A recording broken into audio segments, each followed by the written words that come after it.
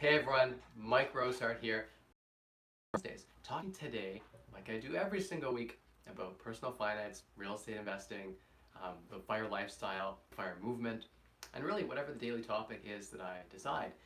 Today I've decided we're going to talk about the power of the internet, and it's very timely because of the things that have been going on in my life in the last couple of days. You guys don't know this, but since last week, I have been very, very busy. For one, we are just before the 1st of September. Hey Zale, how you doing, comedy? Um, it's one of those. This is one of those weeks where things are intense and things are crazy. Uh, all of the students move in September 1st, and we've acquired a lot of new properties. As you guys know, I've been buying a property a week in the Corp. That was our goal that we set up. We want to average buying one property per week, at least for a year, and then we'll see from there how much we want to grow and expand. But in this time, we've acquired 12 properties in like 11 or 12 weeks. So now they're all closing right about now. So we have 7 renovations that are going to be underway all at once. So we're going to hopefully have 15, 16 people all working, independent contractors coming in and just trying to get things done. Appliance guys, there's a lot of logistic and coordination work that needs to go into this, as well as all of the tenant sort of logistical tenants for that, or can we do X or Y, and all of these things together. Very, very at the end of the day. So, what we're talking today about in the power of the internet, down to me realizing that the internet has changed the face of how we invest. Hey Ellie, how you doing? By the way, shoot the questions down below if you have questions on real estate, personal finance. You want to know something about my lifestyle? I am fighting a bit of a cold again. My daughter got sick. She goes to play group. She brings back a sickness. She coughed in my mouth, and I'm sick. Doesn't help that I've been sleeping like six, and I've been very. I hosted a journalist from Germany. She flew all the way here to London, Ontario, Canada, to meet me and talk to me and learn about the FIRE movement and talk to some of the people in the FIRE movement. So very, very interesting that she actually found on the internet. Hey Michael, how you doing? Thanks, appreciate that. I was on Rogers TV today, actually, my first actual real television appearance today. So that's why I have a suit. I took the tie off because it was bothering me, but I am in a suit today. So I decided to keep that on, even though I was going through the properties. I was dropping materials off, grabbing things at different properties. I literally had a water leak at a property, and I mopped it up with a sock. With a sock, guys. And I was draining this sock in a like $700 suit. So it just goes to show how dedicated I am to fixing problems and to real estate, and how crazy I am to do that in a suit. I don't know why I did that, but I did that earlier today. And I sweated my butt off in this suit, so my undershirt is definitely gonna need it. Tommy, how you doing? All the regulars are popping on. This is awesome. We're talking today about what I've been up to, because we always start the first 5-10 minutes about giving you a weekly update, because this is sort of our chance to have that live chat, and you guys can let me know what you've been up to. But anyway, I'm sharing what I've been up to. And so anyway, on Monday, I believe it was, yeah, Monday in the morning, she came in, and she's a journalist, and she's been doing an article. She was writing an article for Dizite. You can look it up on Wikipedia. They have about 15 million active viewers online, and they have about 600,000 in circulation. They're the biggest newspaper in Germany, and Dizite is very similar to Time magazine in the United States. So they're very, very comparable in just that. Dizite almost translates 2 times. So very, very similar, I guess, level of popularity. So very excited for this article to break. Vicki Robbins, if you guys know, one of the best books you should ever read if you want to get an introduction to personal finance, and one of the first books I ever read on early retirement, just even before I found Early Retirement Extreme, written by Jacob Lund Fisker, I actually found, of course, and here's my daughter in the background playing in the yard, Calling for Her Dad. I'll have to go out and see her just after this. So we're going to keep this short because I got a lot of things going on today. I got to run back out to some properties tonight and get some more stuff done still yet. But we were talking about her coming and doing an article on the FIRE movement in this book, Your Money or Your Life. And she actually interviewed Vicki Robbins, who I think is like 75 years old now. And in 1993, I think she was the first to write on this topic of retiring early, that you don't have to work your whole life, and that you can actually get control of your personal finances. And so Your Money or Your Life is all about choosing your life through, unlocking sort of financial independence, right? And choosing your life over your work. And just, yeah, it'd be amazing to meet her. I hope to meet her someday, but I'm glad to share some article space on that. And I'll share that article with you guys when it gets published. It's going to be in German, but there'll be a Google Translate so we can look at it in English. And I'm excited if that drops and people start looking me up on YouTube. We're going to obviously grow the following, which is fantastic. I don't know how I'm going to communicate with the folks in Germany, but hopefully a lot of them speak English as a second language, and we can have that sort of back and forth. So I'm excited for that. And today I was doing a segment on real estate investing, 30-minute TV segment with the host there, Stacy, and she's fantastic as well. And we were talking about some of the trends in the London, Ontario market and real estate, talking about some strategies that I've used. My story is obviously one that's very unique in that I was able to accomplish this so young. So that's been very, very key, I think, to part of the allure of the story, right? People can see if someone can come from nothing and at 18 years of age become something by 25 that's financially independent, you definitely find that I think that there's some. I like to be very down to earth and very approachable, and I think that my story and my approach is very much one where what is the word I want to use? I think that it's replicatable. Replicatable is the word I want to use. That anyone could pick up my strategy and do exactly as I did and have the exact same outcome. Whereas if I had like an online internet marketing company, or had some business that I was successful with, or something I grew up rich, or had some advantage, if I had any of those advantages that are not replicatable, or got lucky, then it wouldn't be it wouldn't really be something that would be so attractive, I think. And I want this message to get out there because I want to help people. I wish that I had found, this message, like these videos that I had now, I'd be even faster to fire than I was, right? And so that's what it's all about, is the cross-pollination and sharing of information. And last night, London on Fire, the journalists came out, and for those who came out, it was one of our best meetups yet. I counted 56 people at the peak. So 56 people, and then we dropped down to about 50 at London on Fire, right down the park. It was fantastic. There were some people that drove from Milton, from Hamilton, we've had people drive before from Buffalo across the border all the way to London, Ontario to come to one of our fire meetups. So really happy about that turnout, and big thanks to the group, to the other boys who are the founders with me, Matt McKeever, Kellen, and Dylan as well. So really, we're doing very well with that movement, and I think that the media is starting to catch on to this idea of fire, right?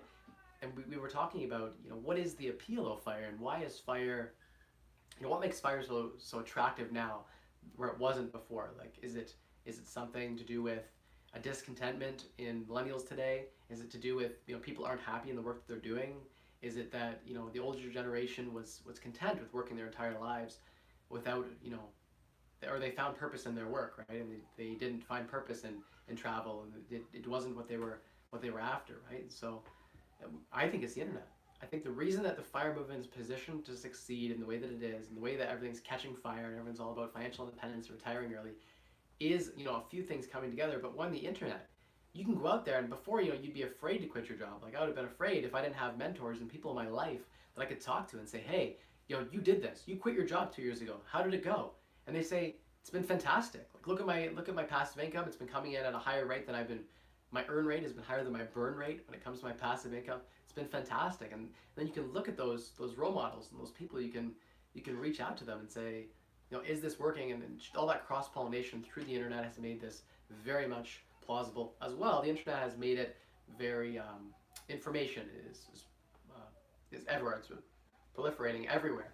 And so we have access to all this information in a way that we didn't before. And education is becoming something that's free, that everyone has access to if they can just get access to a computer. And I think anyone in the world that can get access to a computer at a local library, or at least anyone in a developed world, would have access to at least a phone to connect to the internet, to find all this information at their fingertips. And if you research hard enough and deep enough, the answer to every question is there. I think people who sell information today, they have to do a very good job of packaging that information in a way that's very easy to digest, because the information's already out there. There are no secrets. There's nothing I can tell you on here that hasn't already been said on the internet. Nothing. There isn't, maybe something about my personal self, but there'll be no fact or interesting piece of information that you'll learn that hasn't already been shared. So it just hasn't been shared with you, and maybe it isn't easily found. It's in some dark, deep hole in the internet, but it is there. Everything is out there. That's the beauty and the power of the internet. And so that's why I've been exploring. Before, I was very resistant to social media, up until actually this year in March, when I started my YouTube account. I didn't want to put everything out there. I was afraid that it would come back and bite me in the butt by sharing too much, right? And people talk about the downsides of oversharing and putting yourself out there, for putting your neck on the line, right? And definitely something that I've been wrestling with. And now that I've put myself out here on YouTube, I've decided, I'm going to go with this. I'm gonna let the internet take hold. I'm gonna put myself out there. If people ask me to do an interview and they want to talk about, my story, and if that helps, 10 people, that's worth it if I get 2 haters. So let's see if I get some questions here. Going to jump in early on the questions. If you have any thoughts on capital depreciation on house hacks, whether or not it's a good idea, and touch on primary residences for the unofficial couples or how.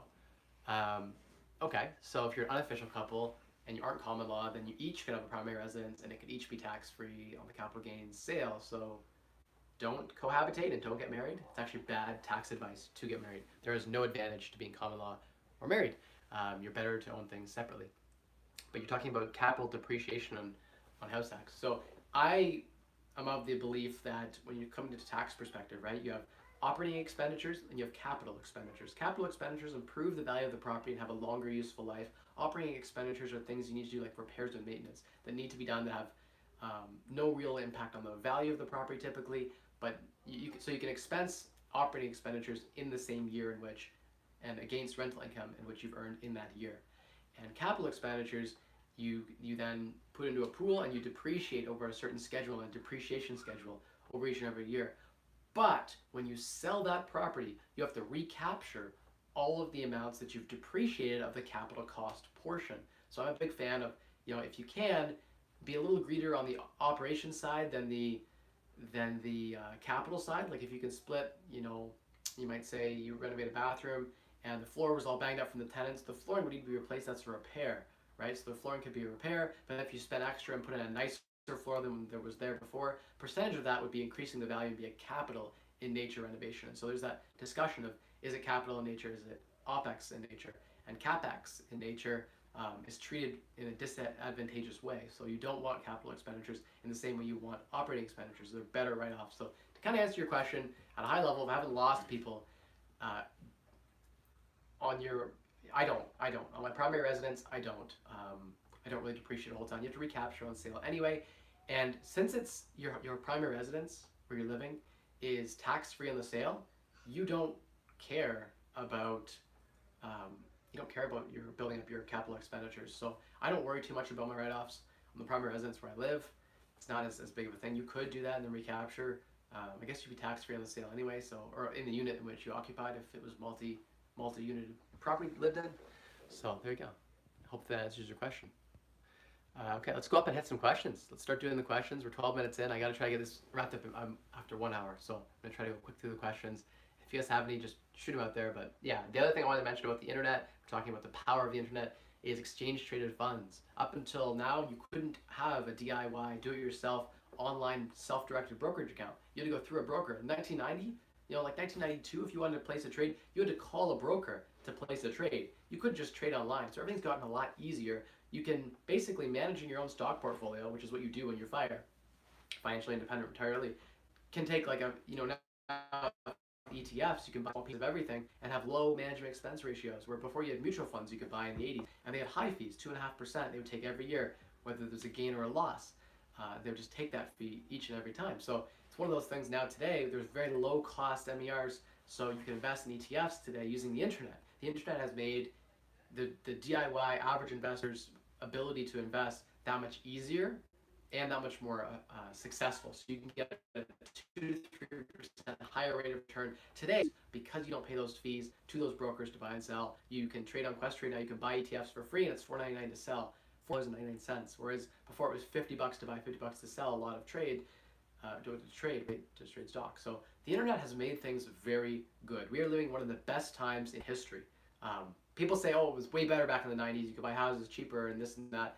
No, today we're in the best, I would argue, there's no better time to be alive than today with the internet at our disposal. It creates a level playing field, I think, for people to rise above. I grew up very poor. My mom made below the poverty line income.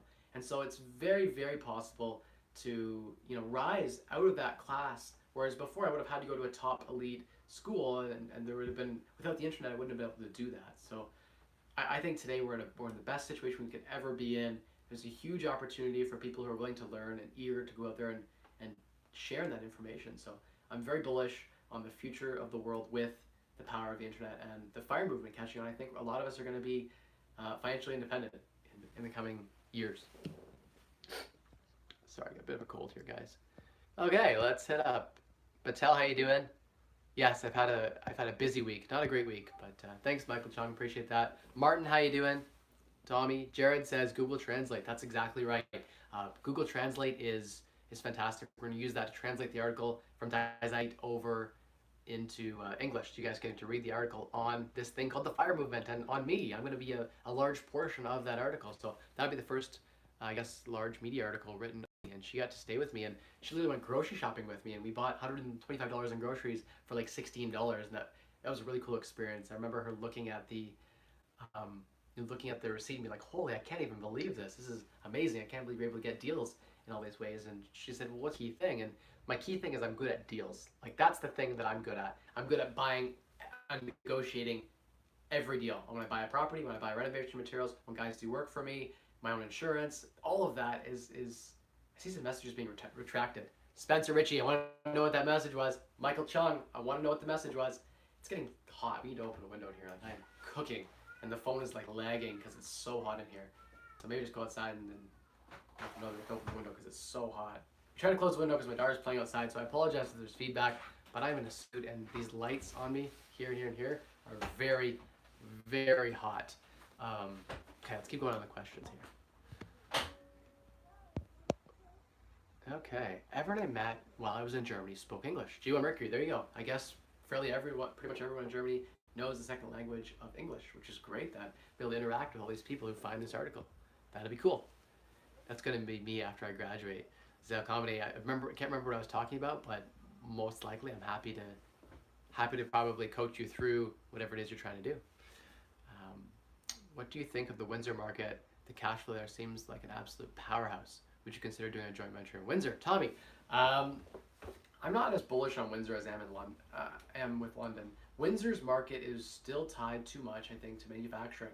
Um, London is very diversified. We have a lot better diversity in the sectors in which um, we have employment, right? And I think that in Windsor you don't have that same amount of flexibility. In 2008, Windsor was destroyed. London was fine. Like real estate was flat here in 2008, 2009. We didn't even experience a down market. Things were completely fine. I like London because it's proximity to Toronto, so it's like an hour and 45 minutes. Windsor is far from Toronto. London was actually designed to be the capital of Canada. London, Ontario was going to be the capital of Canada. They made it Ottawa instead. There's a long story about that. It really is. It was designed to be, as a colony named after London, England. So as a colony of England, we were going to actually be the capital here in London. And I think London was poised to do that. I see a lot of exodus from Toronto coming to. I don't know what that's gonna do to the prices. I think it's gonna pop up certain areas. There are a lot of bad areas in London to buy now. Like the really high end 500, 600, $700,000 houses are, I think, overpriced and the rents don't make sense. Um, what else about Windsor? I guess I have a friend who lives in Windsor, and I know someone who knows someone who was stabbed at a bar in Windsor. I don't know anyone in London who's been stabbed at a bar going to University of Windsor. University of Windsor is not even a good university compared to University of Western Ontario, Richard Ivey School of Business. We have the largest college, largest university. So if you're comparing London to Windsor, it's not even close. I'm still buying properties here that cash flow better than properties I'm seeing in Windsor. So, I mean, as long as you can still find cash flow here in London, I'm going to keep buying. If it gets to a point where I can't cash flow here in London, I'm going to have to look at other markets. But hopefully what's going to happen is there's going to be a correction or something that's going to allow cash flow to continue, or rents are going to come up, in which case then, again, cash flow would be fine. Here in London, we've seen rents climb about 30%. People think that wages haven't increased. Wages have increased significantly here in London. London has one of the highest income per capita, or per living cost here, I believe. Yeah, we have the highest average income per cost of living here in London as of last year. There's a report that I was reading. So London's a very affordable place to live. People tend to earn very good incomes here. A lot of nurses, a lot of people working in the university. There is manufacturing, ton of tech. We have financial. Windsor doesn't have a lot of that. Windsor's got a lot more. It's close to Detroit, right? It's got a lot of the it. When I drive in Windsor, and I've done a lot of driving in Windsor, it feels rough in a way that London doesn't feel.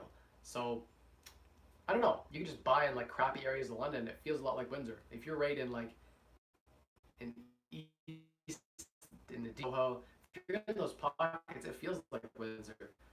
And London simulate Windsor if you want those returns and you want those headaches and stresses. I also just find Windsor to be far away, and so I don't want to go to Windsor. So I don't JV in Windsor. So if you want to JV with me, it's got because this is the market that I know like the back of my hand. I can read the crevices, and I know. I don't even have to look at it, right? I walk into a property and I know everything about this area. So I like to focus on the thing that I'm good at, and the thing that I'm good at is London, Ontario real estate. So that kind of answers that question. Okay, let's go up and hit some questions. Rosehart Media Snowball coming up. I don't know, Fraser, Sutherland, I don't know. Michael Chung, did you evict the tenant yet? Um, which tenant was I going to evict? I don't remember which. I evicted a couple tenants since a couple of Wednesdays ago. I don't know which tenant you're referring to. Um, we got an eviction order on one of the tenants. We haven't pulled the sheriff in yet. They're going to hopefully leave at the end of the month. So we haven't pulled the sheriff on that one. We have the eviction order. The other place, still working on it. We have another place, we're still working on it. The bad tenants, like I don't want to rent to people who are, like I just don't want to rent to poor quality tenants that don't pay their rent. That, you know, these people really need help, and it's sad, but I'm running a business, right? So I can't have these people living there that don't pay rent, that have like 15 animals and just destroy the property. They're not, it's a business at the end of the day. I provide housing, and I take pride in providing good quality housing. I don't want to offer slum properties, and I don't want slum tenants because they create slum properties. So I prefer to target the working class tenant, someone who's working hard, who's got stable income, pays their rent on time, doesn't have a ton of, you know, pets or smoke, or all the drugs and all the things that go along with that. I don't like to deal with that area of the market. There are landlords who like to deal with that. That ain't me. Hey Jonathan, how you doing? We're hitting up some questions here, just chatting. So let's go up here and see what questions I got next. Okay, I read that question. Got this question here. We answered that question already. Jared, okay, says, I'm looking at a house, doing research and putting together a report on the house. I've been watching your videos. Anything I should do to present the deal to the investor? Um, okay. So it depends. It's just very dependent on the deal itself. You can look for things like if it needs a lot of repairs, that's something you can really look to milk and take advantage of. People tend in their mind to overvalue the cost of repairing something. So an ugly kitchen, someone's mind's like $8,000 negative on the resale value, but it costs you like $3,000-4,000 sometimes to put a new kitchen in. Or flooring, you know, it's like $3,000 to put new floors in everywhere, but it might weigh down the price of the property $15,000. So just if anything that needs to get done, any maintenance or repairs, that's all really, really important to getting the price down of the house. If you can find a common ground with, if it's a private sale, which it sounds like it is, if you're preparing a report for them, if it was on MLS, you probably wouldn't be doing that. You might prepare a cover letter if it was on MLS, so you can talk directly through the agents to the buyer. I'm a fan of the cover letter. I've used it a time or two. I'm just gonna put my feet up here. Okay, what was I saying? So strategies you can use to get the house price down. Be firm, right? Run the numbers. Show them the numbers, right? Put in some conservative estimates on the rents. Show them the cash flow. Show them all of these things. Pull out comparables, right? Go pull some comparables in the area and pick comparables that'll suit your need. So if there's some houses that have sold for, you know, not a great price, pick those ones and show those comps to the seller and say, hey, you know, here are, if you're just a private individual, right? So you can say, hey, here's some houses that have sold that are comparable to your house. What do you think about this price? These are the properties that have sold for X. I'm giving a price in the average of these, or discounted slightly because X and Y factors need to be taken care of for this property. So that's something that you can do to get the house price down. There's obviously some other factors too, actually. They're obvious to me, but not to you probably. People have different opinions on money, on their values, and so price isn't the only thing you can negotiate on. In fact, for some people, price isn't near as important as, for instance, let's think about, I was going to say, closing date, right? For some people, they want like a really long closing date. And on MLS, they're going to get like 30 or 60 days. Maybe they want to close 6 months from now. They want to take their time to find a new house, but they want to feel safe and that their property has sold. So you could give them a really long closing. I've seen closings of a year before. Now that's a bit risky, but you can do that. It's more risky for them than for you, mostly because it's going to probably appreciate the next year, and you've already locked in the price now. people do that on rent-to-own agreements and stuff where they don't adjust for inflation. So that's something you can play with as a time. The conditions are something you can play with as well. And then there's other things like helping them out. So if this is an older person and they don't know how to use the internet, for instance, and you know how to use the internet, take advantage of that and help them find another place to live, help them find another place to rent. They want to move into something, they want to rent.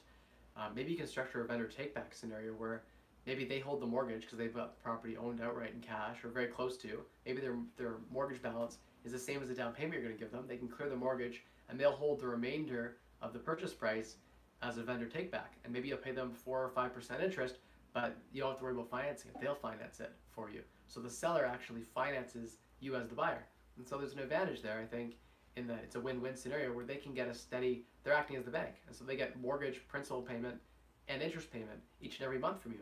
And if you default, they just take the house back. So, and keep your deposit. So you're not going to want to default to them. You're going to want to pay your mortgage to them. And that's a win-win where they get some steady income. Maybe that mortgage payment, the principal portion, that's like principal being them you paying down the balance of the loan, and the interest portion of that mortgage payment, because the mortgage payment is made of two pieces. And over time, the mortgage payment's usually a fixed amount, called $1,000. And over time, and in the beginning, it'll be $700 will be interest, $300 will be principal payment. But as the amortization schedule works, you start paying down the balance of the loan. So the interest you have to pay on that loan is lower because the balance of the mortgage is lower. And as the balance of the mortgage goes down, so too does the interest you have to pay on that balance that's owing, because they just calculate it straight up, your interest rate times the balance owing on your mortgage, and it's calculated on a daily basis. So all of that comes into play, and maybe that $1,000 a month pays their rent somewhere. And if they just sold the house, you just sold it to them for, they got cash from the house, and they had $120,000, they might burn through that really quickly. Or they might not know how to invest that. They might go put that in a treasury bond and make 1.25%. So you offering to take that capital, keep it invested in the house that they like, the house that they maybe have owned for years, and pay them 4 or 5%, it's secured in first position against that property, so they can take the property back if you don't pay. And they get 4 or 5%, and they were looking at 1 or 2% in bonds, or maybe they're bad with their control of their money. And so you can create a situation and architect something, it's a huge win. And maybe they'll sell it to you for below what they would think they could get for this property on MLS, or what they think the property's worth, because you've worked out a sweet deal where they're getting $1,000 a month for the next 5 years. That's a huge win for them, right? So you have to think about it that way and position it in terms of find out what the seller's looking for and offer it to them. Even if they say they don't like vendor take back, maybe they really just don't understand it. So propose it to them and walk them through the options and explain to them how it could work. Say, would $1,000 a month for the next 20 years interest you? Well, yeah, that might interest me a lot more than just having $100,000 in my bank account. I love to have a steady income stream. I'm getting close to retirement. I really like that. Tell me more, right? Or maybe it's not about money at all. And often on the private sales, it isn't about the money at all. Whether they get $100,000 or $150,000, they don't even care. What they care about is the stress. They maybe have already a pension from their work. They have all the money they need each and every month. They just want to downsize. They don't have to worry about the stress of like having to fix things up, or having to have people come through their house and look at their possessions, and open houses, and their neighbors come in and see that they've listed their property. They just want it quiet. They want it to be sold. No stress. So you make things super relaxing for that person. They don't have to do a thing. Maybe even they have stuff, like they're a hoarder. They have a bunch of stuff they need to store. And you pay. You say, hey, I'll pay for storage for you for 2 years. And you rent a storage container or a storage facility for them, like one of those side-by-side lift gates. You say, here, I'll pay as part of this offer. I'll put it right in here. I'll pay for 2 years to store your stuff so you can work through getting through all that stuff. That's huge value add. Someone says, wow, you're solving that problem and you're going to move that stuff. You're going to hire movers and move it into storage for me. Okay, now I'm willing to sell my house. Whereas the realtor or some other guy came and knocked on the door, and some guy in a suit said, I'll give you $200,000 for your property right now, cash offer, no conditions. That isn't what they want. Purchase price wasn't important to them. Closing quickly wasn't important to them.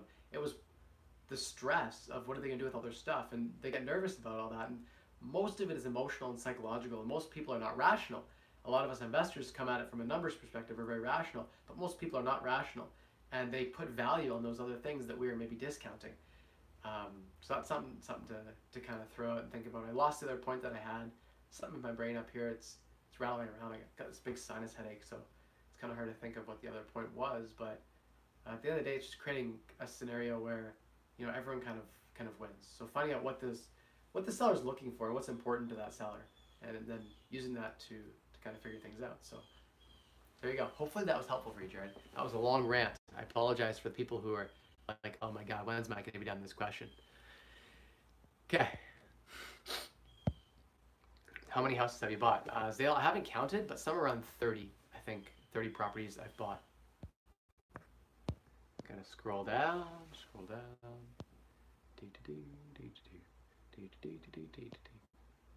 To decide which would be the best property to claim as a primary, techniques for tax avoidance of appreciation occurring on multiple properties. You can't really avoid tax.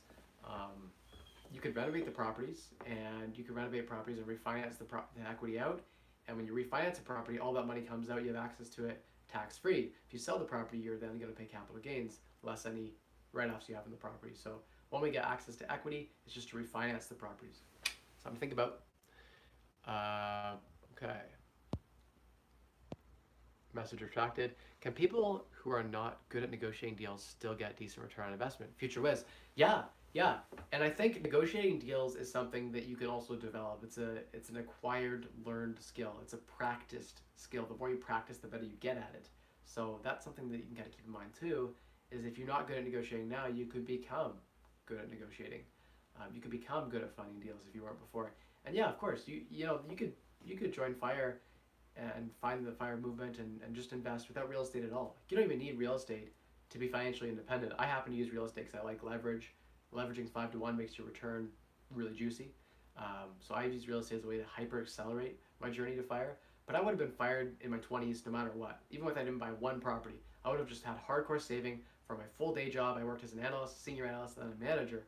And so I would have just saved my income from there. And my wife was working. She didn't make very good money either.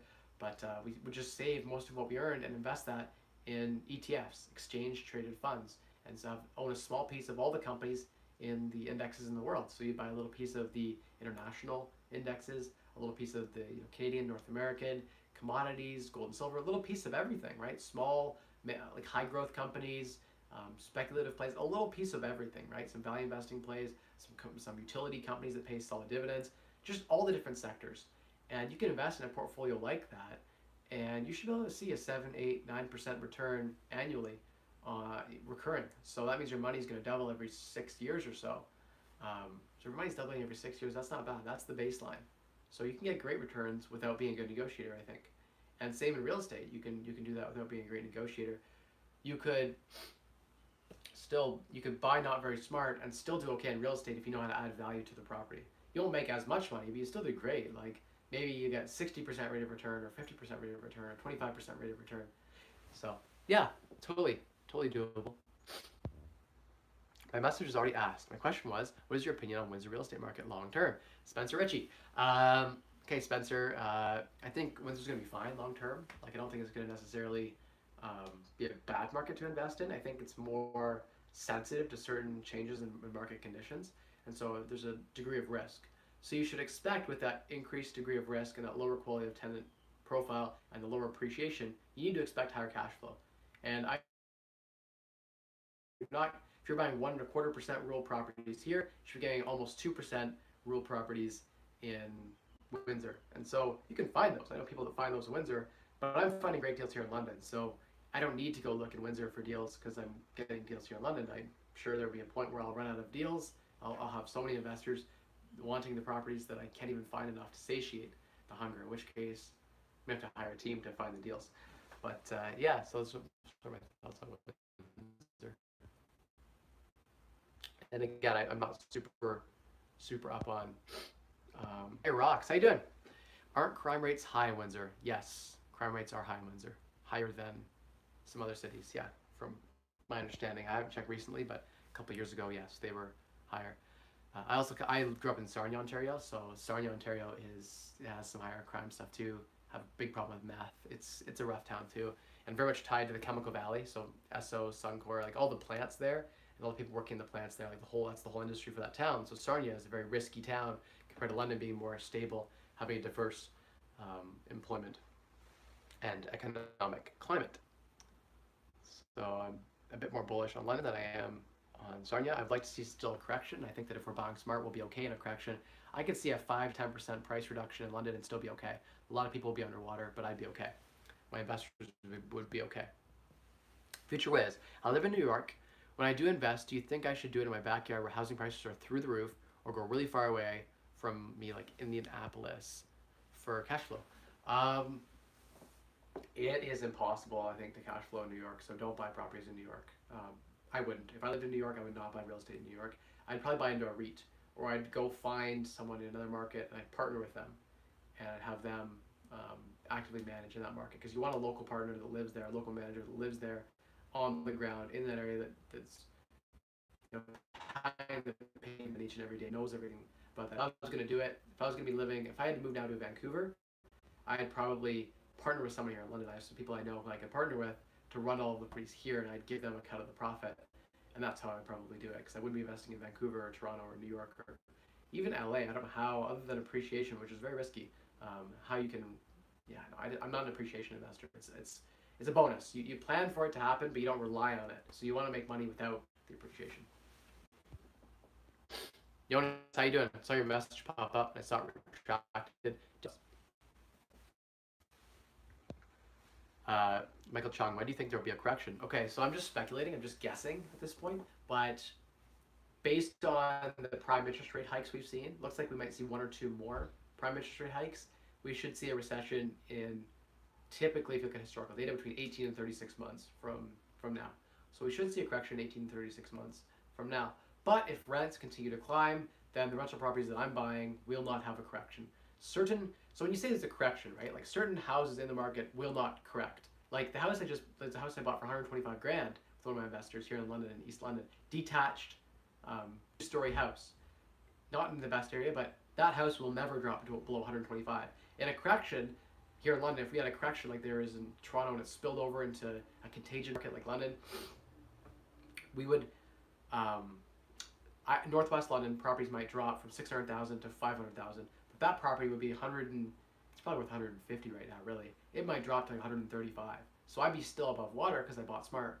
So yeah, I think we have to think very critically about how a recession affects things. Often, I think the correction that's going to happen is prices are going to be flat, very very flat, and things are going to sit on the market on average. So days on the market will be long, I think.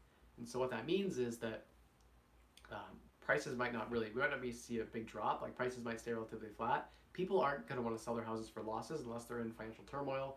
And so you might see some rental properties where that will happen, but if their cash flow is strong, should be okay. So my thoughts are certain markets, certain areas and segments within this market will be okay.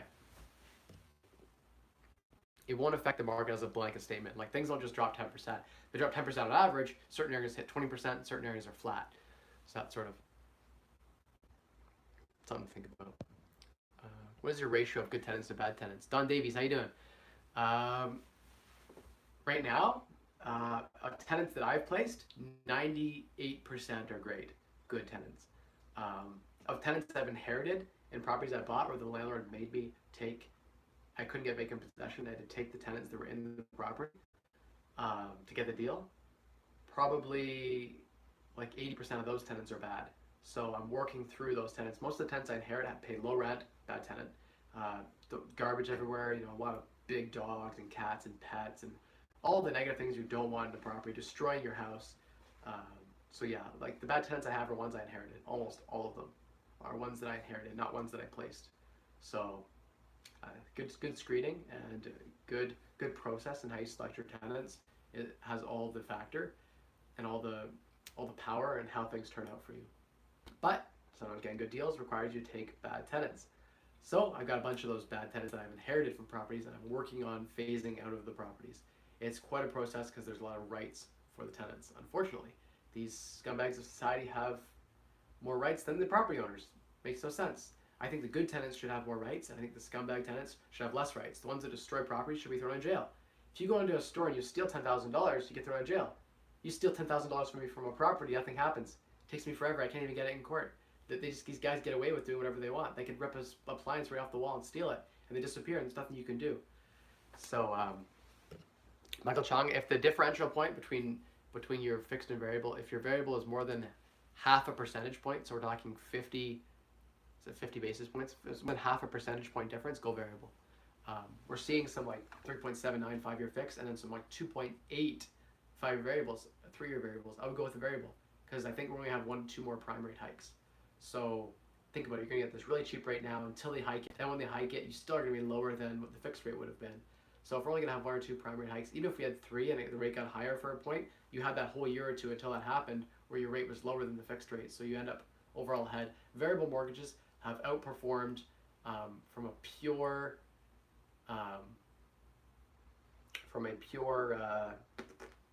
interest cost perspective. Graham just did a video. I just watched Graham Stephan drop a video on fixed versus variable and the default rates. But interestingly, if you look at the data, it's been cheaper to have variable rate mortgages. You would have saved thousands in interest on each property over a 5 or 10 year period by going variable versus fixed. So something to think about. Even in times where rates were very high, variable has tended to outperform in the last 15 years fixed. Something to think about. Maybe rates will go way up and you don't fix in just before a bunch of prime rate hikes and rate in a row, you might lose out. Like a year and a half ago, it would have been better to fix just before all the prime rate hikes happen. But over a long-term period, I think the discounts they're offering on the variable rates are very, very good. I'm seeing people get 1% below prime right now on variable rate mortgages because they're insulated. If prime goes up, they're protected, so they're giving significant discounts to the investor, to the homeowner on the mortgage. So I'm very bullish on variable rate mortgages, and I don't have enough of them. That's the problem. I fixed most of my stuff in. So regret. Hashtag regret. Okay. How would you invest $100,000? One large multifamily or multiple 1 to 4 units? It depends on the deal. You've got to run the numbers on it. I would say multiple single families will have a higher return on investment. Once you cap out on the number of mortgages you can get, you have to go commercial. It's a lot easier to go commercial to buy things than it is to go residential. Like right now I'm having trouble getting residential investment property mortgages, so I have to use investors to get those mortgages. But I can walk into anywhere with a commercial property over 6 units and get financing like that because my net worth is very high. And the property is what they look at the performance of the property in the small business area, then they look instead of looking at the performance of the individual. So commercial is for financing. But as you guys know, the property tax rates as a percentage of per dollar are much higher on commercial real estate, so you have lower profitability. Insurance is higher per dollar of asset value. Your actual raw percentage is better on single family. So if you're investing dollar for dollar, 500,000 in residential, 500,000 in commercial, residential will outperform if you buy smart. It will 100% outperform.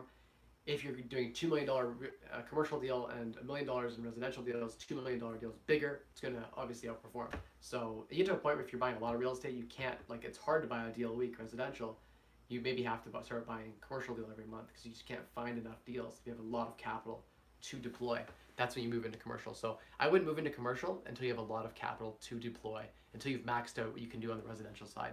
So I'm getting there, and eventually I'm going to move into the commercial side out of necessity, not by choice. Okay, great question, by the way, Spencer. Jared says, thank you.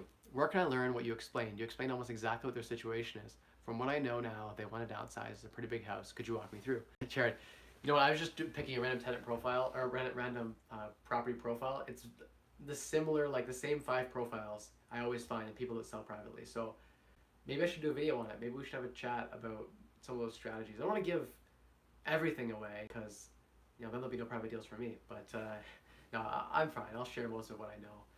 I'm an open book, and there's enough money for all of us. There's enough deals out there for all of us. There's thousands of deals that are changing hands all the time. Why shouldn't my viewers and my subscribers and myself be getting all the deals for us? Why shouldn't we be getting all the deals? So that's what it's all about. Yeah, maybe I can do a video on that. It's a great idea about how do you get a really good deal on a property, and how do you work with some of those strategies. We do have the cameras rolling over here, catching some of this footage. So maybe we'll make a little video just on what I said. I think that'd be a great little clip, what I talked about there of how to get the price down. I'll just film an intro and an outro to that.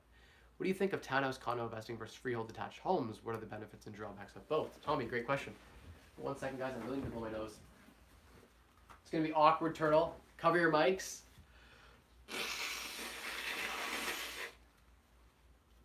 That one's going on Facebook. That quick clip. Oh, sorry, guys. Promotional material. No, that gets deleted forever. Please, sorry about that.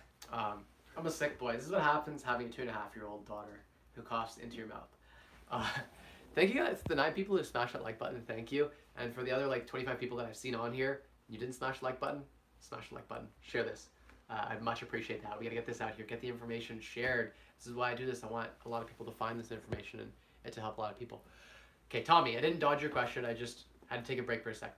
What do you think of condo investing versus freehold detached homes? I love freeholds, but I love a deal more than I love anything else. And so I'm not going to say that condos aren't great. The condo fees are high for what you get. So you pay more than the value you get with a condo typically is so with a condo you'll get like your maintenance, your grounds, your grass cut, your snow removed. They'll maintain the exterior of the property. Sometimes they'll even cover the roof.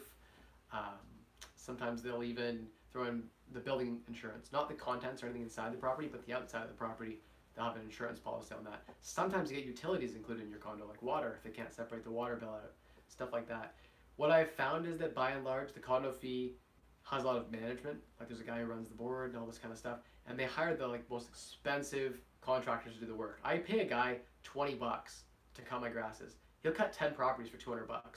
They're paying a guy $200 just to show up for a half hour to whip and snip their little condo area grass. So condos tend to have you'd think they have economies of scale because there's so many units, but no, they actually are very poor at funding deals. I'd rather control that. So, but if you're a random, like a lot of females really like condos because they don't want to do any of the work and they don't want to work with trades guys and they don't want to hire a grass clipper or someone who's a professional. Like I picture someone like guy who works in tech or banking. He doesn't want to have to manage trades or manage any of the maintenance or have a guy that comes once a month to cut the grass. That's too much stress for them.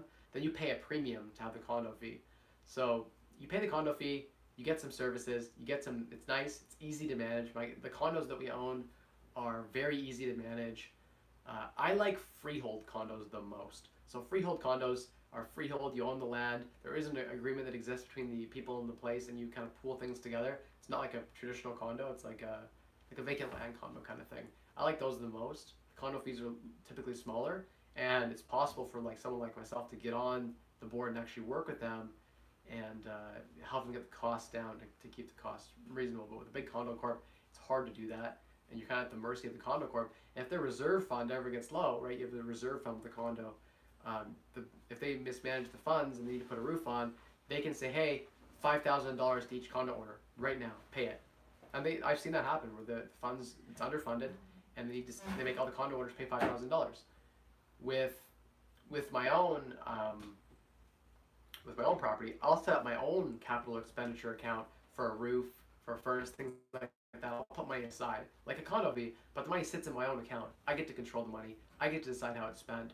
I prefer that personally. So I prefer the freehold to the condo, but I found like 5-bedroom condos that are like 140 grand and they cash flow like monsters, and you can't say no to that. Sometimes some of the condos here in London are significantly discounted compared to the freeholds per square foot. And so you run the numbers, and at the end of the day, the numbers don't lie.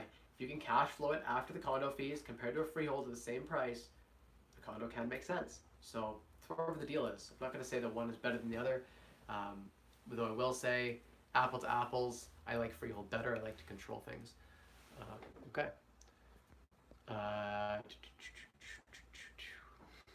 Go up and have some more questions, you guys. That's a great question, Tommy. Great question. What happens if, and I love that we now have 14 plus likes. What happens if someone passes away and their properties are inherited by their spouse? Do you need to pay tax, or are there any fee transfer? My understanding is, and I have to brush up on tax law, and you know what, I don't know. This is not legal advice. Everything I say on here is just my opinion. It's uneducated, and you cannot sue me for it. It's disclosure. There you go. Those are just my thoughts, my random thoughts. So my thoughts are, I've heard stories where property does roll over to the spouse tax-free and does not constitute a sale. If the property rolls over to a son or daughter or a different family member, then it is considered to be disposed of, and there's capital gains that have to be paid on what is considered the fair market value. Even if the property doesn't sell, an appraiser has to come in and appraise the value. You have to declare what the value is. Typically you get an appraisal and you pay on the value up until that appraisal. So in those situations you beg for the lowest appraisal possible. But yes, you do have to sell, or you do have to pay tax. If your spouse, no. So it should roll over to your spouse. The house you live in, again, roll over to your spouse. The key thing, making sure you set up the structure, like whether there's a joint tenancy or tenants in common. I'd have to do a whole video on that, but one can roll over to the spouse in the event of a death, and it doesn't constitute a sale. So I believe it's better if you have two on title. So if you and your spouse are on title and one passes away, then the other one just assumes the other person's half, and there's no sale. But if you had a business partner or something, you have to declare tax. Thank you, Vital. Appreciate the like. We talked about fixed or variable. Scumbag of society can't understand me, Jared. I think the scumbag of society. I don't want to deal with the scumbag of society. I just don't want to be around that. I grew up in this, but I grew up in that. I grew up around those people, and it's not fun. It's not fun. People are poor. They're desperate. When people are desperate, they'll do it. They're out of character. So, yeah, I don't want to. Yeah, it's not great. Um, like, no, thanks, Jonas. Okay. What do you think of the vast difference in our mortgage terms in Canada with 5 to 10 years, in the U.S. with fixed 20 and fixed 30-year mortgage? I wish we had 30-year fixed mortgages here in Canada the way they do in the U.S. They're dirt cheap. They can lock in for a long time. People were locking in their 30-year fixed in the last 2 years ago before prime went up. Those investors in the U.S. are laughing. I wish we had that in Canada. But our variable interest rates are way lower than what they have in the U.S. So I borrowed on a 2-year fixed on one of my houses, the house I lived in 2 years ago, at 1.84% fixed. 1.84%. There was a 1.5-year fixed at 1.49%. Right? People are fixing it in the U.S. at 3.7, etc. So I was getting really cheap debt here in Canada, cheaper than you can buy, or cheaper than you can get in the U.S. there. So, sorry, semester's popping up there. I'm gonna close those texts. Okay. Jonas retract his message. Let's get those likes up. Yep, I'm not sure if it's just me, but anyone else experiencing lag on the stream. My apologies if there's lag. It's probably because it's so hot in this house. Tiny house is very warm, and the computer has the chip in it has a hard time running when it gets warm. So my apologies for that. It is also possible the internet is running and it's having a bit of a distance issue going into the house because we are out in the tiny house.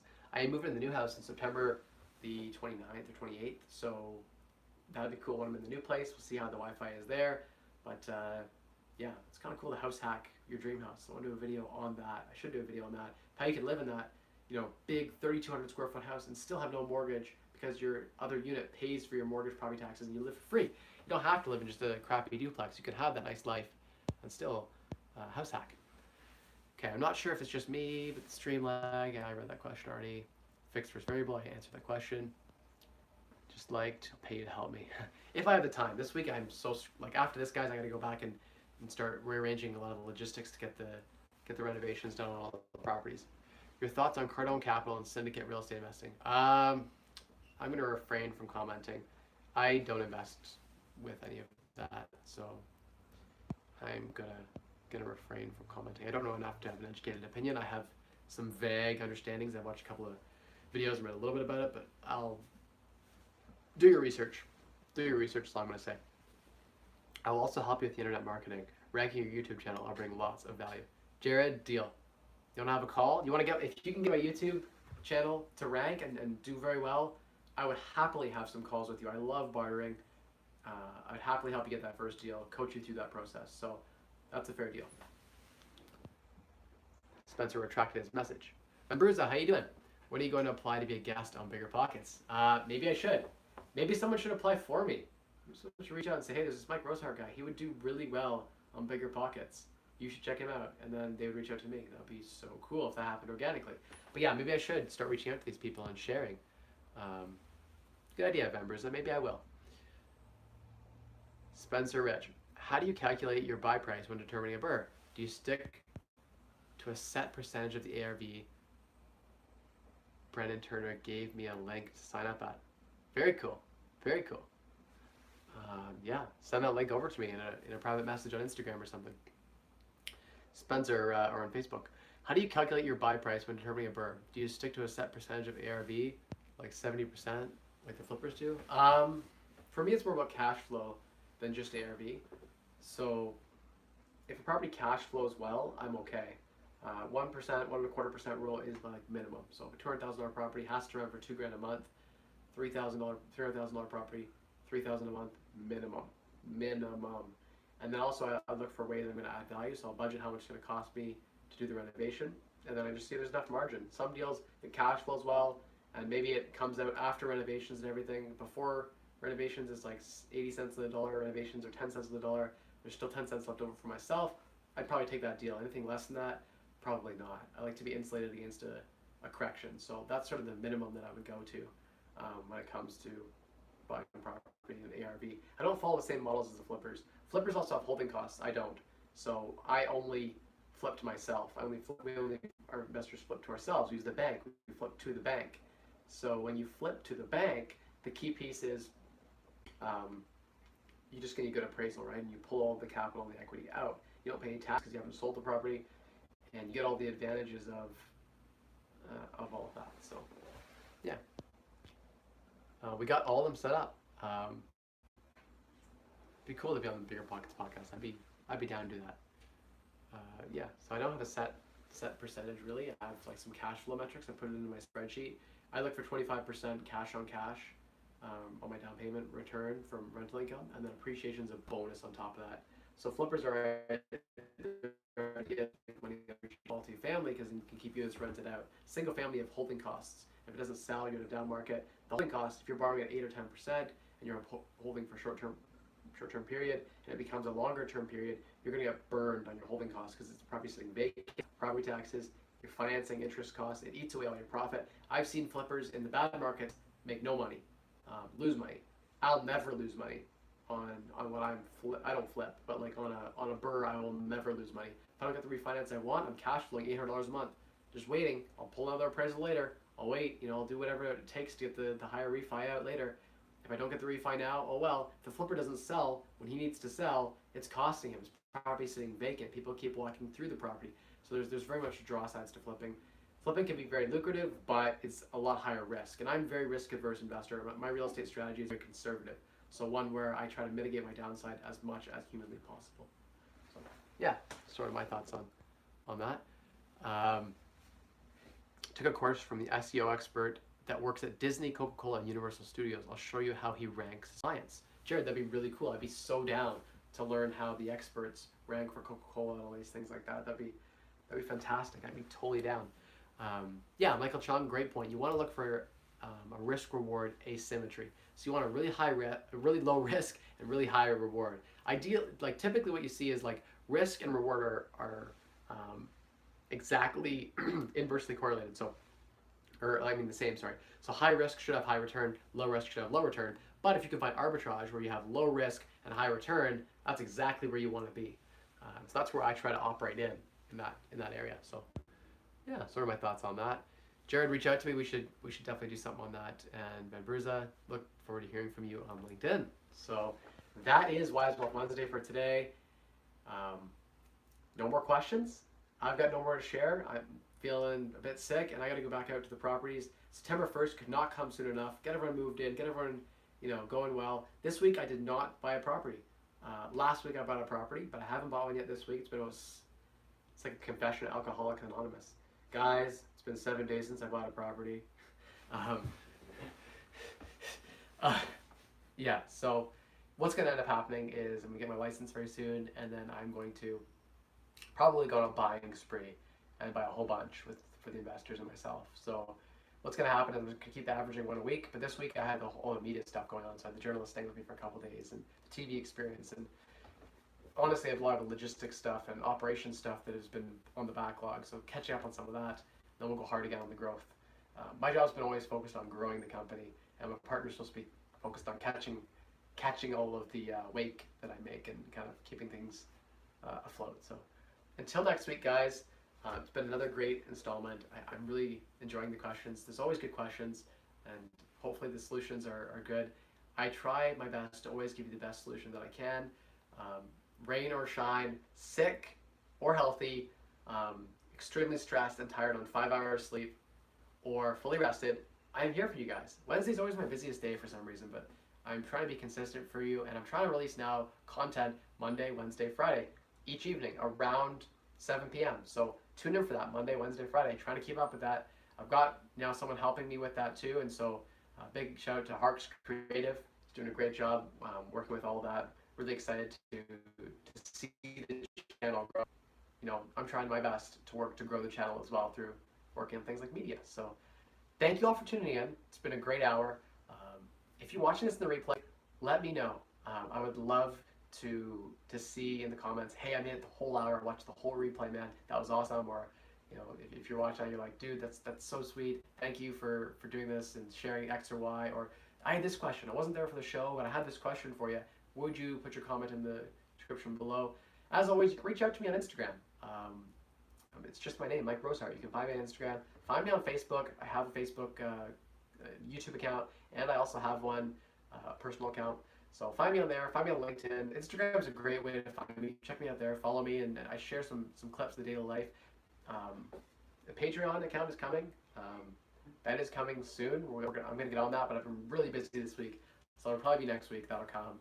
So I'm excited to see some of the loyals subscribe to that, where we can do some private videos. I can take you into some properties where we can do some secret videos that I'm not supposed to share online because I can't share them with the general public because some of the stuff is sensitive, but I can share it with the Patreon followers. So I'm excited for that.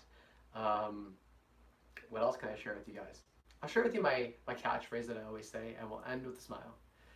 Spend less, earn more, and maximize returns. Those are the 3 levers you have to play with, guys. You got to spend less, you got to earn more, you got to maximize returns to unlock a wealthier you and unlock fire. Thank you, guys. Have a great Wednesday. Thanks. OREC 2019, yeah, Matt McKeever and Jeff Weiber are putting that on. I will definitely be speaking there. You will definitely get a chance to see me there, Tagger. I might even have a booth there just to support the boys. They're my friends. I'll probably throw them some money. Yeah, wouldn't be a bad idea. The tickets will not get cheaper than they are now. So go ahead and buy those. Cheers.